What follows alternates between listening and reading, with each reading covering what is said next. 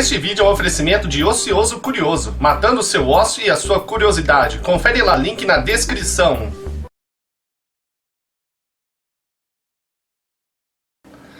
Fala, assombrados, eu sou o Matheus do blog assombrado.com.br e trago um especial para vocês. Eu vou falar sobre Dyatlov Pass. Solta a vinheta, Ana.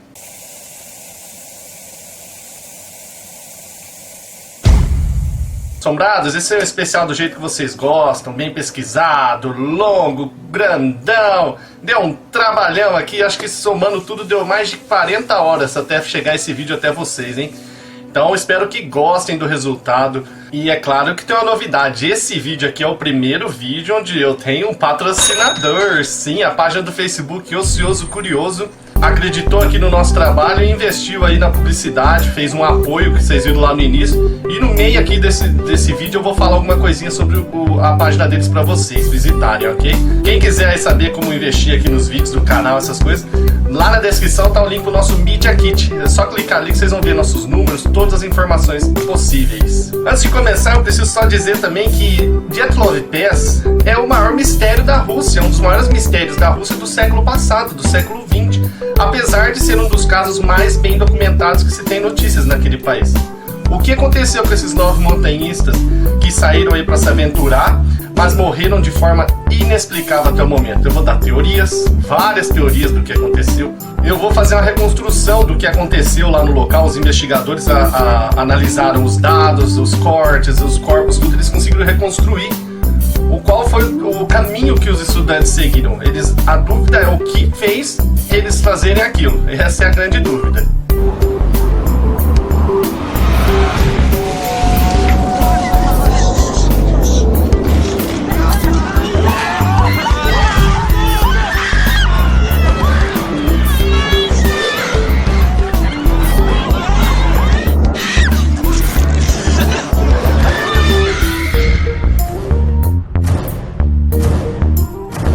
Vamos começar então com um resumão do início, a expedição e o sumiço deles.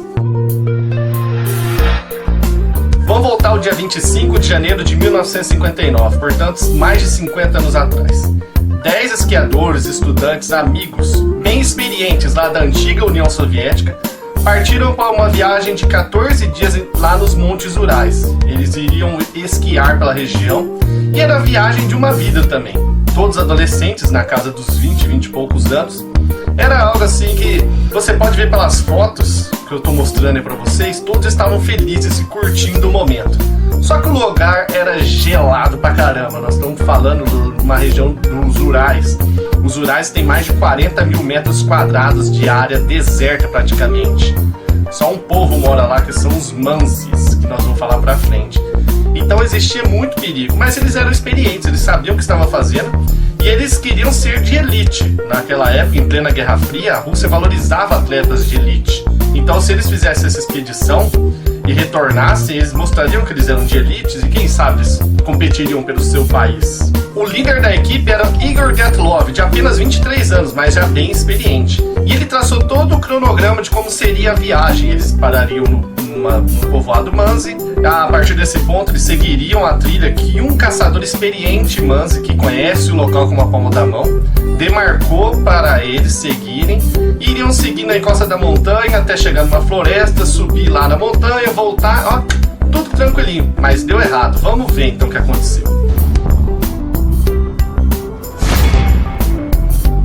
Os montanhistas começaram a viagem na base dos Montes Urais. Nos diários, escreveram que estavam felizes, que o tempo estava bom e o vento a favor deles. Eles pretendiam chegar ao cume em 7 dias. No segundo dia de viagem, os montanhistas estavam a cerca de 40 quilômetros da passagem na montanha. O diário confirma que entraram em território Mansi, onde tiveram um confronto tenso com os moradores. Primeiro eles pararam lá no acampamento Mansi e eles foram alertados pelo povo Mansi que aonde eles estavam indo era muito perigoso. Tanto é que na língua local, uma das montanhas chama Montanha dos Mortos e a outra que eles iam significa não vá lá. Eles dizem que lá mora um ser chamado Alma, que mata as pessoas. Inclusive tem a lenda Mansi que diz que 9 caçadores foram mortos ali. Então eles não gostam daquela região. eles evitam. Mas os estudantes aí com a adrenalina mil, são jovens e tal, falam, não, isso daí é lenda, nós vamos lá e vamos arrebentar o negócio. Да, в нашем фольклоре много таких существ в лесу живет. То тоже лучше туда не ходить. Переводится «Гора мертвецов». Aí nesse povoado Manzi aí, um dos integrantes, um dos 10 que ia participar, o Yuri Yudin, passou mal, ele voltou a sentir uma dor nas costas e teve que abandonar o grupo, deixando só com 9 esquiadores. Sorte ele teve, né? Porque se tivesse ido junto, fatalmente ele estaria morto. Então até que ele foi o único sobrevivente. Ele morreu em 2007, o Yuri Yudin, lá na Rússia. E ele nunca tocou praticamente no assunto. Só existe um registro em vídeo dele contando sobre o caso. E eu vou mostrar pra vocês, lógico que eu vou mostrar pra vocês. Só que mais pra frente um pouquinho, tá? Então o grupo dos 9 esquiadores, estudantes, partiram aí do povoado Manzi e 2 dias depois montaram o acampamento em Gora-Otorten, que significa não vá lá, no dia 1º de fevereiro de 1959. E neste dia todos morreram, de forma inexplicável até o momento. Em sua última noite vivos, os montanhistas fizeram um acampamento na encosta desprotegida da montanha. Foi aqui que eles esperaram e observaram, tomando cuidado com a floresta.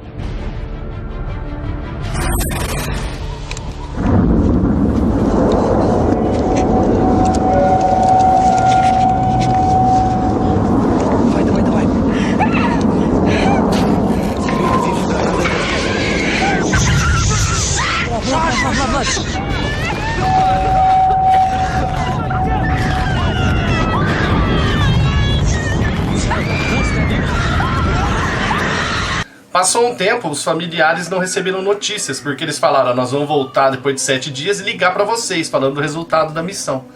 Lembra que nós estamos em 1959, uma região inóspita da Rússia, então não tinha telefone, orelhão, celular, nada disso. Então passou um tempo, os familiares ficaram preocupados e falaram, galera, nossos filhos não voltaram. E então eles resolveram iniciar as buscas. 21 de fevereiro iniciou-se a busca aí para encontrá-los. Encontraram o acampamento. Então, 4 dias depois, no dia 25 de fevereiro, encontraram o acampamento. Um avião estava sobrevoando a região e encontrou o acampamento. Ele avisa então a equipe de resgate, que vai em terra até o local. Essa foto que eu estou mostrando aqui atrás foi a primeira foto feita pela equipe de resgate. Mostra aí a barraca, um pouco já coberta de neve, só em cima sem. 26-го мы по лыжне Дятловцев по дороге в том направлении обнаружили палатку. Она была занесена снегом, торчал из снега только один угол палатки. Это состояние палатки, вот оно исходное было 26-го. A equipe de resgate esperava encontrar os 9 esquiadores vivos, porque eles eram experientes, estavam na flor da idade, tinham um físico para aguentar a situação. Então eles tinham esperança ainda de encontrar vivos. Mas na hora que eles viram o acampamento assim, a bagunça que estava, todo rasgado, eles começaram a se perguntar, será que esses meninos estão vivos mesmo? A hora que os investigadores abriram a barraca para ver o que tinha dentro, tava lá as roupas deles. Você tá no frio, existe, quando fala tá pelado no frio lá, que nem eu vou falar aqui, que eles estão sem roupa, é que eles estão com uma roupa que nem a minha aqui só. Uma camisetinha ou um shortinho para ficar dentro da barraca. Agora, quando você sai da barraca e enfrenta temperaturas de menos 20, 30, 40, 50 graus Celsius negativos, você tem que sair encapuzado, tudo isso, né, com bota especial. A bota é a primeira coisa que você põe no pé, porque se você perder teu pé, você tá morto. E eles viram que as botas estavam lá, as roupas estavam lá, tudo estava lá. Alguma coisa os fez sair correndo. E é lógico que eles viram pegadas, né, as pegadas dos estudantes correndo em direção à floresta. Eles seguiram essa pegada e encontraram uma fogueira feita ali perto de uma árvore, o resto de uma fogueira, que é essa foto que eu estou mostrando aqui para você, a fogueira. E então eles encontram os 5 primeiros corpos. Perto dessa fogueira tinha uma árvore. Perto dessa árvore eles encontraram os 2 primeiros corpos, já parcialmente cobertos pela neve. Eles estavam vestidos com roupa interior, que é essa roupa que eu disse aqui, ó, que é de ficar dentro da barraca. Eles não vestiram suas roupas de frio, apesar do frio que fazia aquela noite, né? E esses 2 corpos estavam cobertos com ramos de árvore que estavam cobertos de neve também. O interessante foi que quando o pessoal olhou a árvore que estava ao lado, eles viram que tinha carne humana nessa árvore.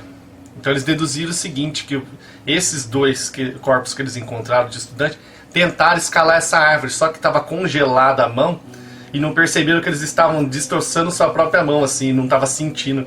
Então estava cheio de pedaços de carne humana ali, era a mão dos meninos tentando escalar. 270 metros desse local, indo em direção à barraca, encontraram o corpo do líder da equipe, o Igor Dyatlov. Ele estava morto, segurando numa mão um raminho de árvore e na outra protegendo o rosto, e estava caído assim de barriga para cima. Mais na frente encontraram mais um estudante, o quarto, chamado Rustin, que estava com uma fratura na cabeça de 17 centímetros. Ele levou alguma pancada forte na cabeça. E encontraram um quinto estudante um pouco mais para frente, próximo à barraca, chamada Zinaida. Ela foi a que mais se aproximou de conseguir voltar para o refúgio que era a barraca, mas acabou morrendo também. Foi encontrado sangue ao redor dela, mas não foi possível falar se esse sangue era dela ou de outra pessoa. Os outros 4 estudantes não foram encontrados até o degelo da neve. Examinando a barraca. Assombrados. Quando os investigadores resolveram olhar a barraca com mais cuidado, eles viram que os cortes que haviam nela não batiam como se alguém tivesse feito de fora para dentro, mas sim de dentro para fora. Algo aterrorizou tanto esses jovens esquiadores, os 9, que eles pegaram uma gilete e cortaram a barraca de dentro para fora, para sair correndo, para fugir em direção à floresta. Когда мы удалили снег сверху палатки и стали проникать в нее, то обнаружили, что палатка уже была разрезана ножом.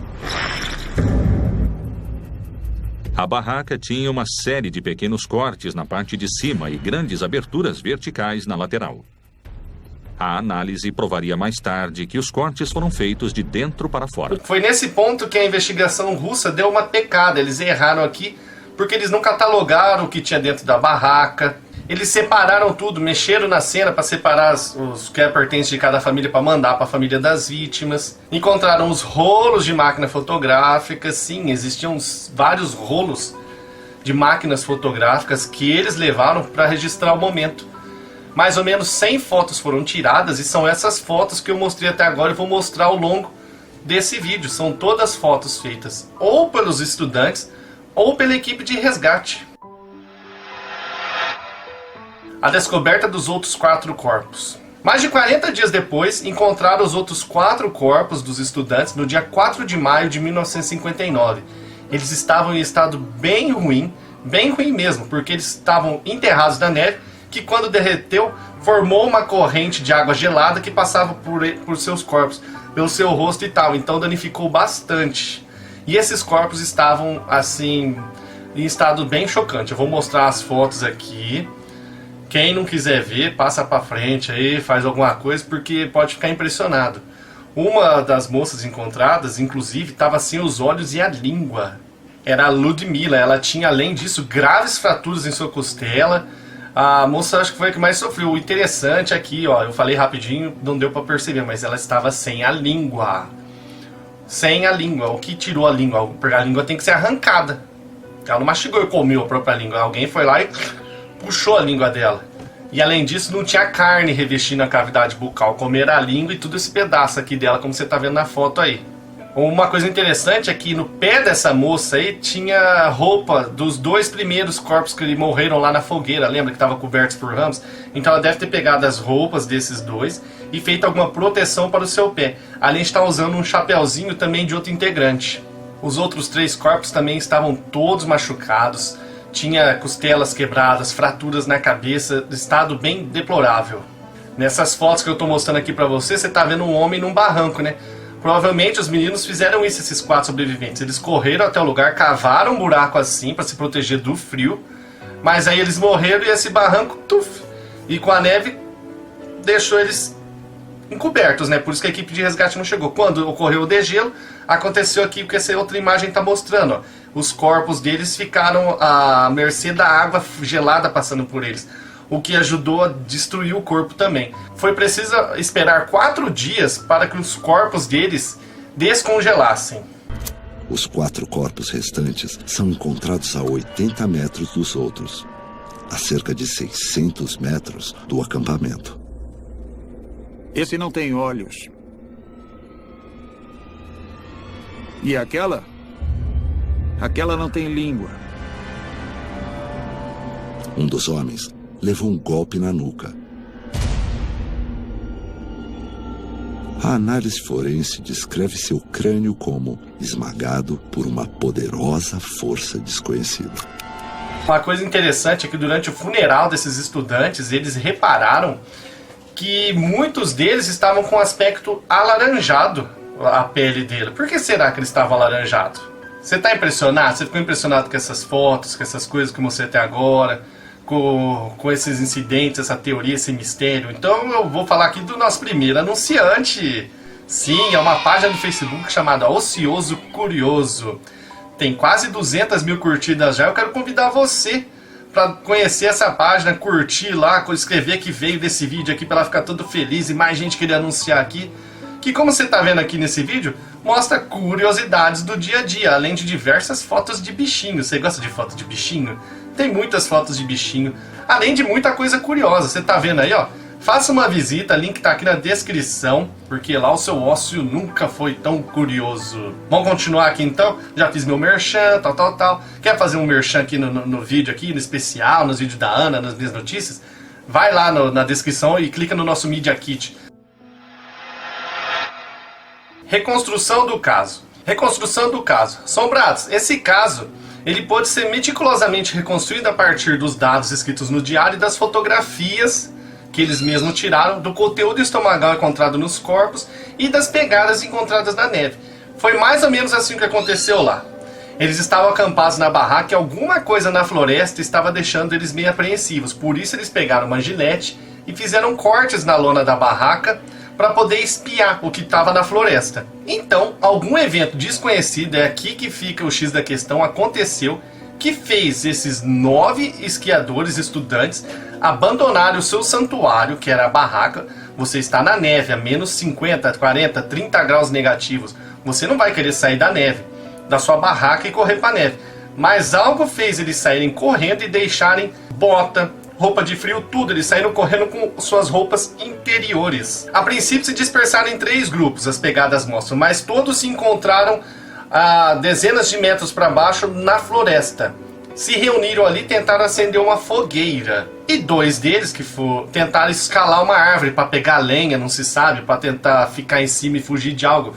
Não se sabe, mas o que se sabe é que, como estavam congeladas suas extremidades, no que eles tentavam subir ou descer a lenha, foi quebrando tudo, pedaço de mão, de dedo. Por isso que encontraram carne humana no tronco da árvore. Esses 2 foram os primeiros a morrer. Então os outros 7 pegaram ramos das árvores, cobriram os seus corpos. Por isso que eles foram encontrados cobertos com ramos cheios de neve. O grupo então entra em atrito e 3 deles decidem voltar para a barraca, mas não conseguem. Foram morrendo um a um, até chegar na barraca. Morreu primeiro o líder da equipe, Dyatlov, depois o Rusten e depois a outra moça, que foi esse mais se aproximou.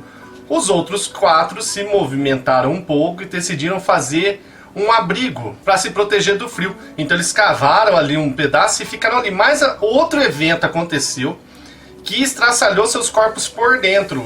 O médico legista disse que eles sofreram lesões internas compatíveis como se fosse um acidente de trânsito e que nenhum ser humano teria força para fazer os ferimentos que foram encontrados no corpo dele. Na parte externa eles estavam normal, mas interna estavam inteirinhos moídos, como se uma onda de choque tivesse passado por eles. Fatalmente eles caíram ali, né? Então mortos, foram caindo um a um e a neve os encobriu. Depois de fugirem da barraca, os jovens correram 1,5 km mata dentro e se refugiaram debaixo de uma árvore. Então, alguma coisa forçou o grupo a se dispersar.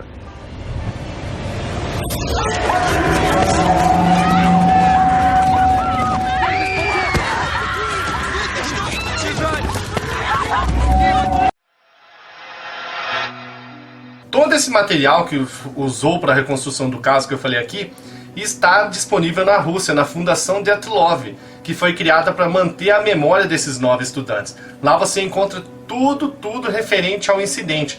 Você vai encontrar os negativos das câmeras, as câmeras, depoimentos, livros, investigação e tudo mais na Fundação Dyatlov. Os documentos e as fotos divulgadas pelas autoridades russas estão guardados na Fundação Dyatlov. Mas Yuri Kuntsevich acredita que ainda existam documentos confidenciais que nunca foram vistos. Yuri, por que ainda não revelaram a verdade? Как вы думаете, почему правду до сих пор скрывают? Я думаю, скрывают только потому, что есть что скрывать. O que aconteceu naquela noite? A Rússia fez uma investigação relâmpago e em apenas 4 semanas falou: eles morreram de hipotermia decorrendo de um evento desconhecido. Muitas perguntas começaram a ser feitas então, como por exemplo, por que a Ludmila foi encontrada sem a língua? O que evento ocorreu para 9 esquiadores, em plena forma física, em plena idade, fugirem de uma barraca com cortes de dentro para fora? Quem fez os ferimentos internos encontrados nos estudantes? Que nenhum ser humano tem força suficiente para fazer. O que aconteceu?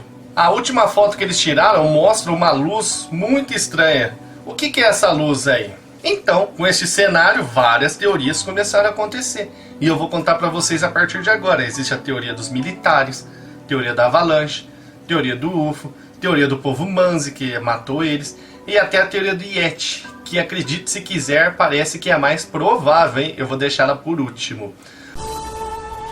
1959.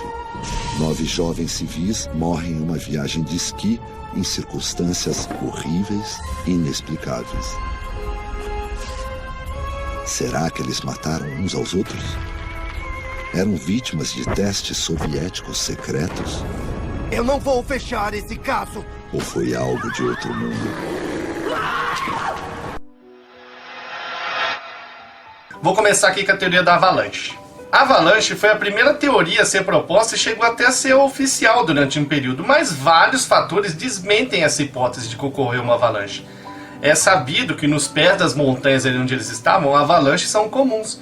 Mas esses esquiadores, eles eram experientes, eles saberiam identificar se ocorresse uma avalanche, iriam marcar nos seus diários alguma coisa, e a cena do acampamento ia ficar totalmente revirada. Sombra, você tá vendo essa foto aqui? Foi feita pelos estudantes. Eles pegaram os esquis e cravaram ao redor da barraca que eles iam montar. Agora dá uma olhada nessa outra foto aqui que foi feita pela equipe de resgate. Ela mostra os mesmos esquis cravados no mesmo local. Então isso indica que não houve avalanche nem antes nem depois, porque senão esses esquis teriam sido movidos. A avalanche ela sai arrastando e destruindo tudo que está na tua frente. A teoria também dizia que foi o ruído da avalanche iniciando que desesperou o grupo a sair correndo da barraca em direção à floresta. Isso também não procede. Essa outra foto que eu estou mostrando aqui mostra que não ocorreu avalanche nenhuma. Ó. Tá vendo o círculo aí, essa cruzinha? Essa foto foi feita pelos esquiadores. Essa outra foto agora foi feita pela equipe de resgate e mostra a mesma cruzinha no mesmo local. Então não passou nenhuma avalanche por ali. O que aconteceu foi o seguinte. Houve uma tempestade. Eles escutam um trovão e pensam, avalanche? Eles fogem da barraca em pânico.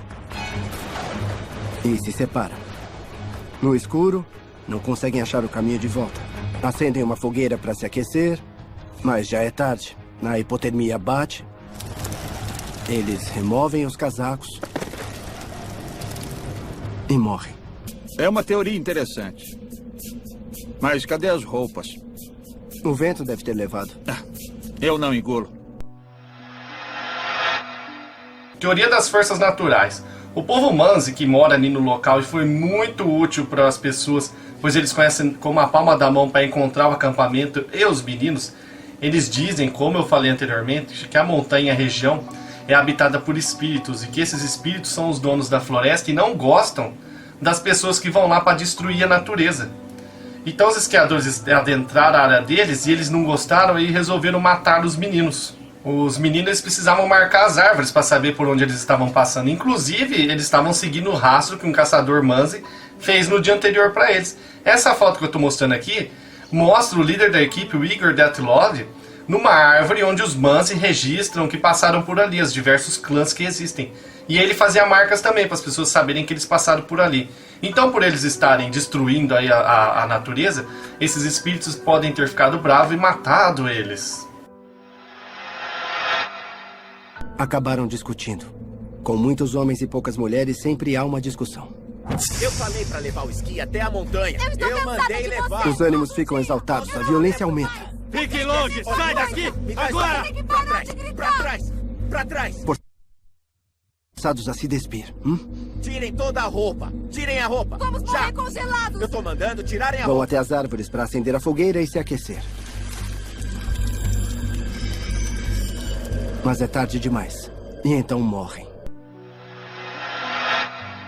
Teoria da conspiração OVNI. É lógico que tinha que ter OVNI envolvido no meio, né? Principalmente depois dessa foto aqui, ó. Que foi a última foto tirada pelos meninos. Mostra algo brilhante no céu. Tem duas formas luminosas, né? Então muita gente começou a associar que poderia ter ocorrido algum evento OVNI ali. Aliás, alienígenas do passado. No episódio Lugares Malditos, fala sobre Dyatlov Pass e faz uma relação bem forte entre os 9 esquiadores mortos e alienígenas. Essa inclusive foi uma sugestão feita pelos 2 primeiros investigadores do caso. O Lev Ivanov e o Vasily Tempanov. Eles primeiro acharam que poderia ter sido avalanche e tal, até descobrirem essa imagem. E moradores da região falarem para eles que viram estranhas luzes no céu na noite que aconteceu, eles começaram a relacionar o assunto com OVNIs. Moradores locais relatam que, na noite em que os esquiadores voltariam para casa, estranhas luzes piscantes surgiram acima das montanhas remotas. Você ajudou bastante. Só que os russos não gostaram muito dessa hipótese, entendeu? E mandaram os 2 encerrar o caso e colocar como hipotermia por causas desconhecidas. Os 2 entraram em divergências, o Tempanov com o Ivanov. O Tempanov falou, não, eu não vou fazer isso, tá? Brigou com o secretário, enquanto o Ivanov foi lá e carimbou. O que aconteceu? Ivanov, no outro dia, foi promovido. Nós estamos na antiga União Soviética, né, no comunismo, regime totalitário. Fez o que o povo queria, subiu de cargo. Eu não ligo pra quem você é. Eu não ligo pra quem você tem que se reportar. Porque eu não vou fechar esse caso. Eu me recuso, camarada secretário. Eu me recuso!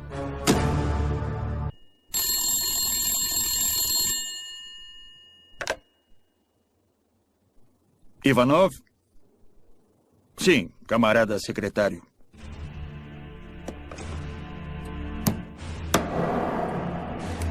Ivanov fecha o caso. O veredito final: morte causada por baixa temperatura. No dia seguinte, Ivanov é promovido. O Ivanov sustenta que os arquivos que eles preencheram, colocando, foram confiscados pelo governo e até hoje não foram liberados a público. Eles estão com o status de desclassificáveis. O Ivanov e o Tempanov, eles diziam o seguinte, que as luzes no céu apavoraram os meninos, que saíram correndo e foram mortos pelas naves.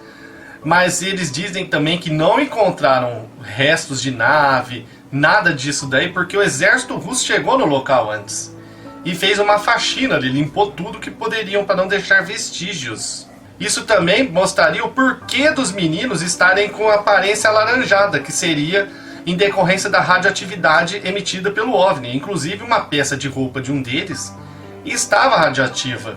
Será que foi do OVNI mesmo? O interessante também aqui, antes de finalizar essa teoria, é que o Ivanov, ele é militar. Então um militar está dedurando os militares, dizendo que os militares foram lá, limparam toda a cena do crime antes dele ser descoberto e que foi o OVNI que causou tudo isso. Teoria do uso de substâncias tóxicas e viciantes. São 9 rapazes na Rússia, né, indo acampar, tal, durante 15 dias. Será que eles não iam consumir alguma droga ou bebida e ficaram doidão? O registro do diário da Kolmogorova diz o seguinte, que os meninos fizeram um pacto de não fumar durante a viagem. E que eles passaram antes no vilarejo, no mercadinho, e não compraram essas coisas. Inclusive esqueceram até de comprar o sal. Mas é lógico que tinha uma garrafinha de vodka ali, né? Porque você tá numa temperatura congelante, os russos adoram ali uma vodka para dar uma aquecida. Mas ela não seria suficiente para causar alucinação no grupo inteiro. E eles, de tão bêbados ou malucos que ficaram, começaram a ver coisas e sair correndo da barraca e tal. É uma hipótese pouco provável. Teoria do ataque das tribos nativas. A tribo nativa da região são os Mansis. Eles não gostam da civilização moderna, os Mansis não gostam da gente.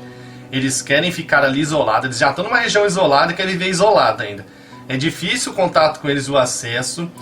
E começou a especular que foram eles que mataram esses meninos por terem invadido a terra deles.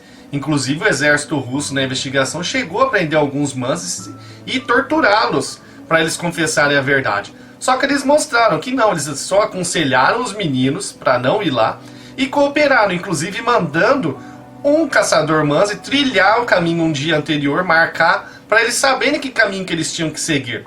Isso começou a convencer o exército e os investigadores que os Mansis não tinham nada a ver com a situação, e eles foram depois muito úteis para localizar a barraca e os corpos. Os Mansis são um povo nativo que sobrevive nos Montes Urais desde o ano 500 depois de Cristo. É uma aldeia extremamente isolada. Eles não confiam na sociedade. Na década de 1930, um xamã Mansi teria assassinado um geólogo que invadiu seu território. Quando a polícia soviética começou a investigar o caso de Dyatlov, o povo Mansi ficou sob suspeita. Pensava-se que eles tinham um local religioso ou um solo sagrado que o grupo de Dyatlov encontrou por acaso e então acabou pagando com a própria vida. Teoria da conspiração militar. Essa teoria é uma das que mais fazem sentido. Perto de onde os estudantes foram encontrados, existe uma base secreta militar. Ou existia, não sei se ainda está lá. Nós estamos na Rússia. A Rússia era paranoica com isso daqui. Nós estamos na antiga União Soviética. A União Soviética era paranoica com seus segredos militares. Eles faziam de tudo para não deixar escapar segredos deles. E os militares não pensavam duas vezes para matar as pessoas. Vai que esses estudantes viram alguma coisa e os militares mataram. Não foi o que aconteceu, né? Só estou falando aqui que se tivesse que matar, os militares iam matar sem problema nenhum. Inclusive, o único sobrevivente, o Yuri Yudin, ele diz que os militares estavam envolvidos sim. Coube ao Yuri Yudin a triste missão de identificar os corpos dos seus companheiros. Ele que teve que fazer o reconhecimento. E ele reconheceu os pertences de cada um também. No meio desses pertences ele encontrou duas coisas estranhas. Um óculos e esse negócio que eu não sei falar esse negócio aqui, que são de militares russos. Então ele acredita firmemente que militares russos estiveram no local.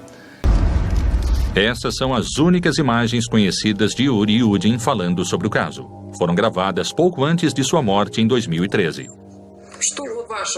Первое вот такое чувство, вот вам сказали, вам пришли и сказали. Страх такой вот, это невозможно объяснить.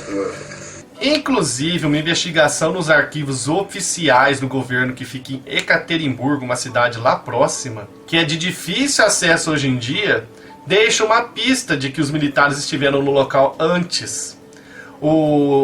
A investigação começa iniciando no dia 6 de fevereiro de 1959. As buscas começaram só no dia 21 e foi só no dia 25 que encontraram o acampamento e os primeiros corpos. Então, os militares estiveram provavelmente muito tempo antes no local. Quem escreveu esse arquivo acidentalmente deixou indícios de que houve um encobrimento em 1959. Olha isso. Está escrito 6 de fevereiro.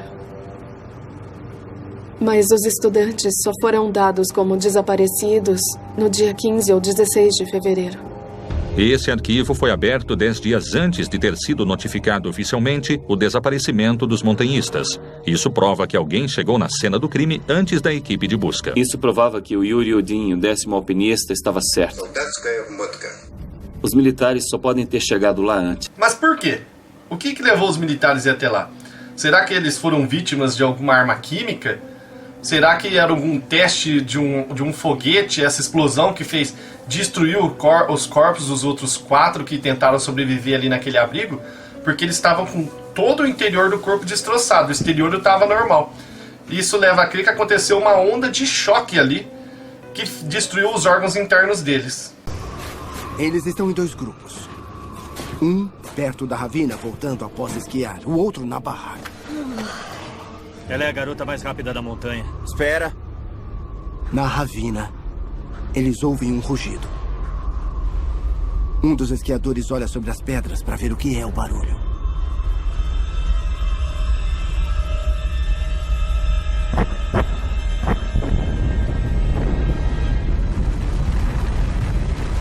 Um míssil explode acima dele, esmagando o seu crânio.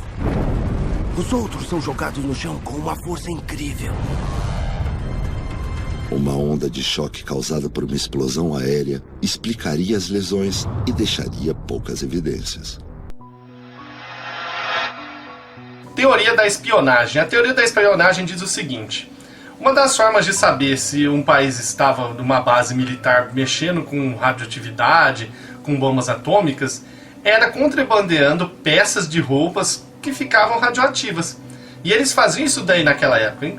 O fato estranho é que entre os 9 estudantes havia um deles que tinha mais de 35 anos e usou um nome falso. Então eles suspeitam que esse rapaz pode ter sido um espião e que ele estava tentando contrabandear alguma peça de roupa, deixar ali para alguém vir buscar depois para mostrar que estava mexendo com radioatividade. Porque a peça encontrada lá com a Ludmilla, ela pegou desse cara. E era uma peça radioativa. Então descobriram isso daí e resolveram matar todo mundo. É uma teoria estranha, mas poderia explicar o porquê que havia uma peça de roupa radioativa no local. Chegou na teoria mais interessante, a teoria do Yeti. A teoria do Yeti foi sugerida na época. Mas todo mundo dá risada, né? Quando você fala que é algo sobrenatural assim que acontece. O povo ri da tua cara. A teoria do Yeti chegou a ser sugerida na época, mas de tão fantástica que ela é, virou sinônimo de risada. Você falava que era um Yeti que tinha matado os meninos, você ia ser sinônimo de piada. Escutem essa! Não. Ultimamente, os cientistas têm discutido amplamente a existência do chamado abominável Homem das Neves. Ele viveria perto da montanha de Otorten. E é onde nós estamos.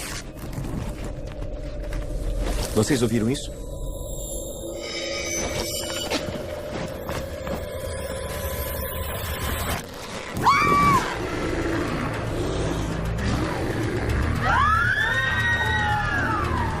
Mas, recentemente, novos arquivos foram liberados pelos russos e surgiram novas evidências.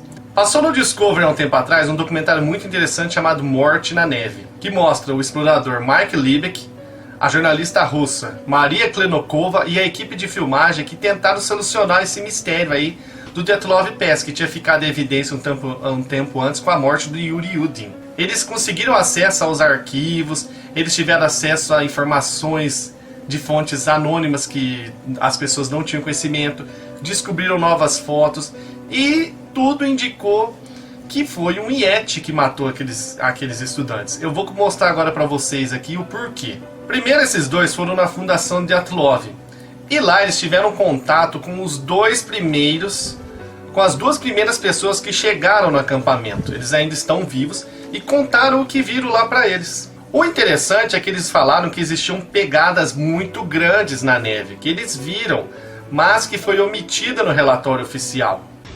Мы с Мишей, значит, когда палатки начали движение вниз, мы обнаружили шеренгу странных следов. Углубленные, глубокие были следы.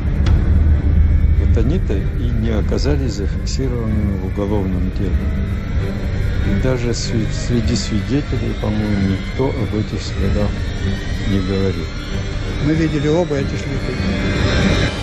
Então o pesquisador lá, o Mike, já falou, opa, tem uma pegada grande ali, a outra tá faltando a língua, tem faltando essas coisas. Tá, já acendeu aí um ponto de interrogação. Eles então resolveram ir para o povoado Manzi, que foi onde os alpinistas lá, os 9, montaram o primeiro acampamento, para ver se eles tinham alguma pista do que aconteceu. Ele tinha que perguntar se era o povo Manzi que tinha matado os alpinistas. Ele falou, eu preciso fazer essa pergunta. Ele não imaginava em Yeti nada. Então, chegando lá, não tinha ninguém no negócio quase, até que alguém resolveu falar. E falou, ó, tem uma moradora daqui que estava viva na época, é a única moradora, e eles foram lá conversar com essa mulher. Essa mulher falou que na época foi um choque para eles o que aconteceu, que os meninos tinham desaparecido, que eles foram acusados injustamente de serem os autores da morte deles, mas que ela sabia quem que era. E ela falou, é o Menk. Aí todo mundo, quem que é Menk? Aí ela falou, Menk é um ser de 2, 3 metros de altura, peludo, muito forte, que emite um assovio na floresta e que ele gosta de matar cervos e pessoas para comer tecido mole, como coração, pulmão, essas coisas. Albina Aniumova, de 60 anos, tinha apenas 5 anos de idade quando os montanhistas desapareceram, mas ela diz que nunca vai esquecer o que aconteceu. Они тогда искали же весной мать. Но они говорят, этих туристов потеряли. Непонятно, кто их убил. И чуть было на часовке здесь. Мы на хату они, наши родители поехали. Солнце уже стало садиться. Потом они смеются, играют, потом такой свист громкий. В лесу же. Ну так-то немножко длинный. Ну, мы сразу знали, да? Нет. Os pesquisadores, o Mike Liebig e a Klenokova, olharam pro outro e falaram, peraí, parece que tá chegando um padrão aqui. Uma pegada grande não foi colocada nos relatórios. Ficamos sabendo agora da existência desse monstro aqui, o Menk, que gosta de língua. A Ludmilla foi encontrada sem a língua. Vamos então falar com alguém que sabe aí para saber mais sobre esse Menk. Eles agradeceram e foram atrás de um especialista. O cara que mais entende na Rússia de Menk. Ele tem até uma fundação lá em Moscou. E ele disse que o Menk, na verdade, são esses animais gigantes que vivem em áreas isoladas da Terra, em florestas, essas coisas. Na América do Norte é conhecido como pé grande. Lá aqui no Brasil pode ser o nosso Mapinguari também. Tem o Sasquatch, o Yeti. Então tudo faz parte do mesmo grupo aí desses animais gigantes. E o Menk é um deles. É muito mais do que simplesmente folclore. Parece haver um fundamento biológico. Essas criaturas são relatadas em regiões onde o habitat suportaria um primata grande desse tipo. Floresta densa, regiões montanhosas distantes.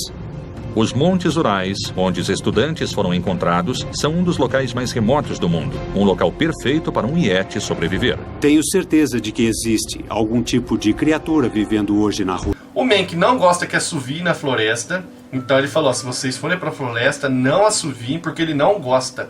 Isso lembrou as histórias do Caipora. Você já ouviu falar da história do Caipora no meio do mato, que ele não gosta que você assovie? A Ana contou já uns relatos falando dessas histórias aí. Elas podem assoviar, apesar de não gostarem quando o homem assovia.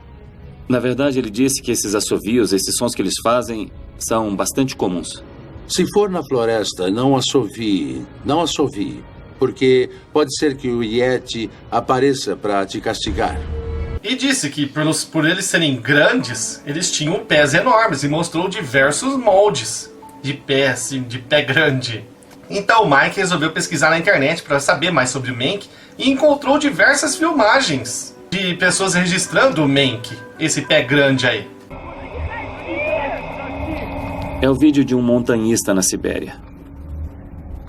Dá pra ver uma criatura metade homem, metade urso. Uma criatura parecida com um homem andando. Foi uma coisa parecida com o que a Albina descreveu. Se prestar bastante atenção, dá pra ouvi-los chamando de Menk. O documentário continua, assombrados, e muito mais coisa interessante surgiu. Calma aí que você vai ver. Eles conseguiram acesso aos arquivos da investigação original, que está em Ekaterimburgo. Demorou meses, mas eles conseguiram acesso. E eles folheando aquele arquivo, foi onde eles viram que os militares parece que estiveram lá no dia 6 de fevereiro. Viram as fotos aí dos resultados dos testes da barraca. E no final eles encontraram um bilhetinho que tinha escrito dentro da barraca, escrito assim, ó. Agora sabemos que o pé grande existe. Você sabia dessa? Não? Olha aí. Mas a revelação final do arquivo talvez seja mais aterrorizante. Um dos itens deixados na barraca era um pedaço de papel escrito por um dos montanhistas pouco antes do ataque. Ele contém apenas uma frase arrepiante. Aqui diz: agora sabemos que o Homem das Neves existe. Eles já estão agora pensando mesmo que esse Mank, esse pé grande existe, ele pode ser o culpado. E resolvem investigar foto por foto do caso, olhar direito, atentamente, as mais de 100 fotos que eles receberam lá da Fundação Dyatlov. Então eles encontram uma foto muito interessante, que eu vou mostrar para vocês. A imagem a seguir é uma das últimas fotos tiradas pelos montanhistas. Está sendo mostrada na televisão pela primeira vez. Quando vi essa foto, eu pensei, é isso, foi a grande descoberta. É escuro, é grande, uma espécie meio homem, meio animal, uma criatura da floresta, espreitando por entre as árvores. Ele me gelou até aos ossos. Então, Brado, você viu essa foto? Parece ser o Mank, o pé grande, ó, não tem pescoço, é peludo, preto, parece ser grande. Será que eles fotografaram um Mank? Olha que interessante, antigamente não tinha isso daí, ninguém falava em pé grande, eu era disco voador, ou os militares. Mas agora com esses arquivos que foram liberados pelo governo, parece que tem um Mank sim. Inclusive o governo russo investigou em 1959 se o pé grande existia. A missão da investigação era capturar um pé grande vivo. Poucos dias depois, os meninos morrem na neve, em 1959 também. É de se pensar. Mas será que a foto é verdadeira? Eles então vão à Fundação Dyatlov, falam lá com o curador, o Yuri pega os originais, vê os negativos e tá lá a foto. Então a foto é real e foi uma das últimas fotos. Foi feita um dia antes deles morrerem essa foto.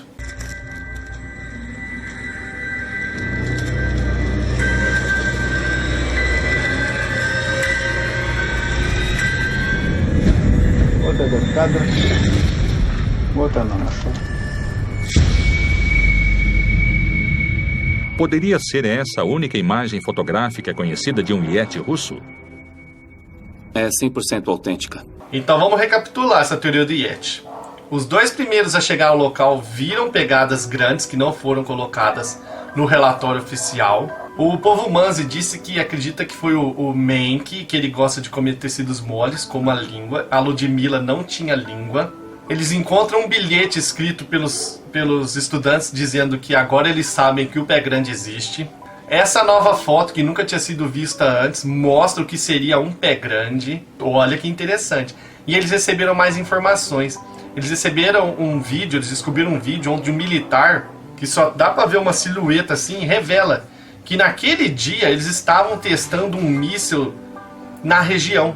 Esse míssil era um míssil de 2 estágios e eles sabiam que ele ia explodir, eles queriam ver quais efeitos causavam. Por isso aquela foto, a última foto dos meninos, aquele clarão na verdade seria o míssil. Tá vendo que tem dois lugares luminosos distintos? É por causa dos 2 estágios. Mas ele não soube informar o porquê que eles morreram com traumas tão grandes. Ele fala, ó, isso é inexplicável, aí eu não sei te dizer o que aconteceu aí para ter esmagado o corpo dessas crianças. Maria descobre o vídeo de um homem anônimo que afirma que o avô realizou testes secretos de mísseis soviéticos em 1959. Это была экспериментальная несколькоступенчатая, двухступенчатая ракета. Она должна была упасть, взорваться в воздухе и посмотреть на последствия гептилового заражения. Для этого был выбран район. Там должно было произойти падение. Или манси это обходили стороной местность. То есть людей там быть не должно. Ele afirma que o míssil caiu perto de onde, coincidentemente, os 9 montanhistas tinham montado acampamento. Там упала ракета. Взрыв произошел в воздухе. То, что случилось с группой Дятлова, это роковое такое стечение обстоятельств. Учитывая полученные травмы и внешний вид найденных там останков, что случилось неизвестно, почему погибли непонятно. Eu recomendo, a hora que você acabar de assistir esse meu vídeo, você vai aqui na descrição que eu vou deixar o link para você assistir esse documentário de 1h30, porque esse maluco aí do Mike Liebig, ele arrasta a Maria Klenokova para uma toca de pé grande. Eles vão dormir numa toca de pé grande, eles vão no meio da floresta, onde os esquiadores estavam, onde eles foram mortos, e eles fogem de lá, ó, de medo, porque eles começam a ouvir os assobios de um Mank, eles encontram um cervo morto perto deles, eles saem correndo.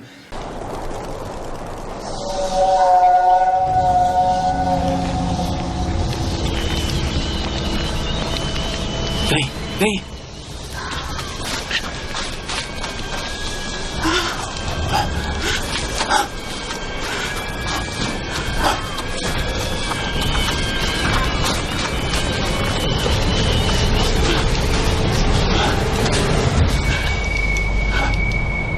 Ah, não.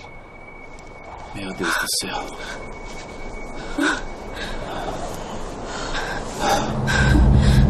O que é isso? É fantástico esse documentário. Eu procurei, eu e o Rusmeia ontem, eu pedi pra ele, Rusmeia, eu já dei uma olhada aqui, mas dá uma olhada você também aí, se isso é um documentário, porque eu achei muito estranho não ter, até hoje, ninguém visto aquela foto daquele pé grande. Aí ele olhou, não encontrou ninguém dizendo que é um documentário, que é um documentário falso, como foi de Sereias e Dragão. Mas eu falei, eu vou falar no vídeo porque eu tenho que me resguardar também. Vai que isso é um documentário e ninguém até agora descobriu. Já faz mais de um ano que esse documentário está sendo exibido no mundo inteiro e ninguém falou falso. Eu também acho que não é. Eles não iam brincar com a vida dessas pessoas que morreram, com os familiares, essas coisas. Tá com toda a cara de ser algo verdadeiro mesmo, viu? Você quer saber o relatório forense dos corpos? O que o relatório russo descreveu de cada um dos 9 mortos? Como que eles morreram? Que traumas que tinham? Tá lá na matéria. Eu não vou falar aqui nesse vídeo para não me alongar muito nele. Ele já deve estar grande já. Você já deve ter comido uns 2 baldes de pipoca, pelo menos. Então vai lá na matéria, no texto, link também na descrição, que lá você vai poder ver como que foi a análise de cada corpo. Qual o trauma que tinha, tudo certinho, dos 9 estudantes. Eu vou dar minha conclusão aqui. Conclusão, assombrados. Qual que é a conclusão? A minha, tá? Depois de ter... Eu fiquei ontem... Nossa senhora, eu sonhei com o Dyatlov Pest. Tanta documentário que eu assisti, tanta coisa que eu li. Pra mim aconteceu o seguinte. É particular do Matheus. Você quer concordar? Não. Não tô falando que é verdade o que aconteceu lá. Os estudantes acamparam e tinha um pé grande seguindo eles, o Menk, que faz barulhos, uivos. Isso os deixou assustados. E eles, de dentro da barraca, resolveram fazer pequenos cortes e abrir para espionar na floresta, porque alguma coisa na floresta estava deixando eles assustados. Então, ocorreu a explosão daquele foguete militar, que foi o que eles tiraram foto. Essa explosão assustou eles e o Menk, que se sentiu ameaçado e deve ter corrido em direção à barraca. Então, todos correram para a floresta para se refugiar. Como já dito, 2 tentaram se proteger numa árvore, escalar ou pegar galho para fazer fogueira, mas destruiu suas próprias mãos, foram os primeiros a morrer. 3 resolveram voltar para a barraca de novo, mas eles não chegaram lá, foi caindo um a um. E os outros 4 resolveram se esconder ali naquele barranco. Nesse momento chega o Menk, pega os 4 e mata os 4 com porrada, porque ele é muito forte. Você sabia que um chimpanzé, que é pequenininho, é 5 vezes mais forte que um ser humano? Agora imagina um monstro de 2, 3 metros de altura. Qual a força dele? Isso explicaria os órgãos internos estarem totalmente em frangalhos, como se fosse uma batida de carro. Nenhum ser humano teria como fazer algo tão terrível dentro do corpo de uma pessoa, estraçalhar. E ele aproveita e come a língua da Ludmilla, porque ele gosta de tecidos moles. Então eu acho que é uma junção de militar. O foguete assustou os meninos e o Menk se sentiu vulnerável, foi lá e matou todo mundo. Sombrados, então é isso, espero que tenham gostado do especial Dyatlov Pest. Esse especial foi o de 300 mil inscritos, já estamos com mais de 300 mil inscritos no canal. Muito obrigado a todos aí que gostam do meu trabalho, o trabalho da Ana. Deixe a opinião, o que você achou aí desse documentário, se eu falei demais, se faltou informação. Faltou muita informação, pra falar a verdade. Eu não queria deixar esse vídeo muito longo. Vai aqui na descrição que tá a matéria, é uma matéria quilométrica. Você vai ficar lendo durante 1 hora, mais ou menos, aquele texto lá que tá lá. Com muito mais detalhes, você vai ver a análise forense dos corpos e tudo mais. Lá tá tudo mais descritinho. Aqui eu falei até meio sucintamente. Vamos fazer umas dicas de livro aí, então, antes de terminar? Dica de livro, olha o que chegou pra mim de novo, ó. Gigantão de São Cipriano. Fazia tempo que eu tava sem, comprei 10 unidades. Não vendi nenhuma ainda, preciso pagar esses livros. Eles estão caros. Acho que tá R$180 esse daqui. Eu tenho que pagar o tiozinho daqui a uma semana. Então se você gosta aí de São Cipriano, tinha acabado, é o Gigante. Quer saber mais sobre esse livro? Vai no especial São Cipriano que eu fiz, onde eu mostro todos os livros de São Cipriano que eu tenho aí, ó. Eu consegui essa novidade também, esse daqui eu não tinha, os manuscritos de São Cipriano. Veio no mesmo lote. Tá lá na loja para comprar, livro aí, novidade, não conheci esse livro aqui, tem muita coisa interessante. E para você que gosta aí de ufologia, eu tenho diversos títulos, ó. Olha quanto livro aqui, ó, Contatados, Projeto Terra, o dia do reencontro, projeto contato, tem muita coisa aqui de ufologia. Só acessar aqui, ó, loresobrenatural.com.br, digita na busca lá que você vai, ó, poder comprar qualquer um desses livros. Tá vendo esses livros tudo atrás de mim? Tá tudo à venda. Só visitar loresobrenatural.com.br. Quer que eu escrevo lá, eu e a Ana, falando, ó, que esse livro seja muito útil, a gente assina? Nós fazemos isso também, não se preocupe. O importante aqui é vender esses livros para pagar as contas. Sobrados, então é isso aí. Deixa a tua curtida se gostou. Fala aí se o vídeo ficou muito longo. Quero ver agora você ficar brigando comigo. Eu quero vídeo longo, Matheus, eu quero vídeo longo. Não dá pra fazer direto porque dá muito trabalho, meu amigo. Você entendeu por quê agora? É muito trabalhoso, por isso que é 1 ou 2 por semana no máximo. Muito obrigado aí pela atenção e... tchau, fui!